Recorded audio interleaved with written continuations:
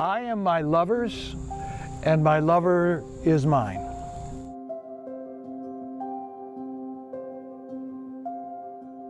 We've talked about mine this week already.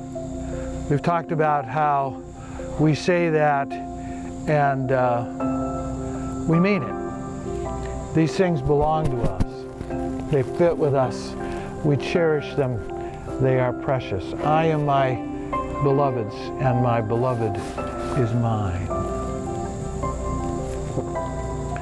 But we also talked about how they can be ours, it can be mine, and yet still belong to someone else, maybe even to a greater degree. Being married is to pledge yourselves to each other.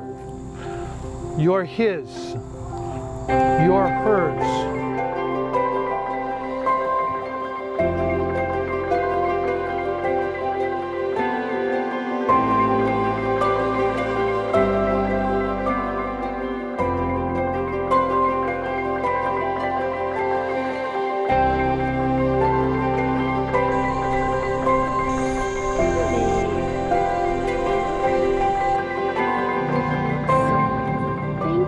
I'm so glad it all turned out so well.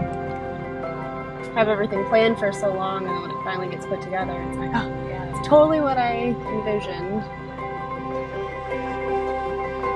And we have a caterer, but he's like, no, I have to do the salsa because we have so many tomatoes. We met probably like 10 years ago. We had a lot of mutual friends. We were both dating other people, but we became really close friends and stayed that way, and timing finally worked out.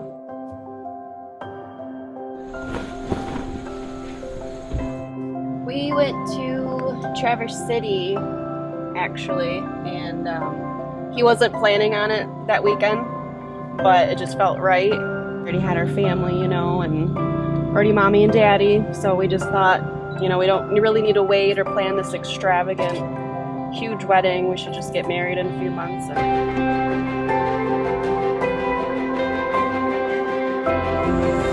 The marital relationship is rooted in exclusivity.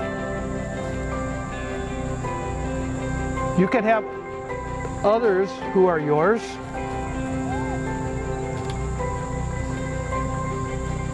Your son is yours and always will be.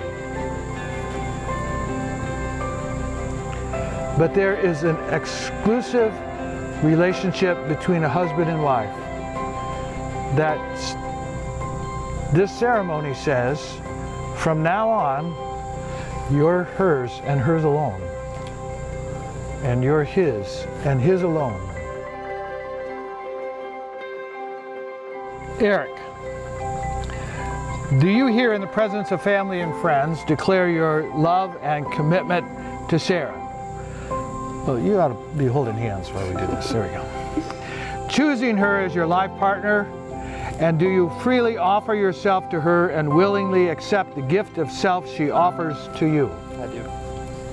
And Sarah, do you here in the presence of family and friends declare your love and commitment for Eric, choosing him as your life partner, and do you freely offer yourself to him and willingly accept the gift of self he offers to you? I do. Let them be your servants of grace in this world. In Jesus' name we pray. Amen. It's my pleasure to introduce to you Eric and Sarah Zerlot. Congratulations are in order. Tonight we start bright, but it could be in your eyes, a lifeline.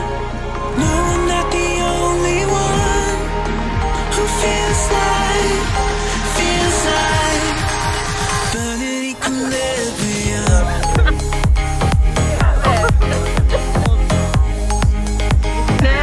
No.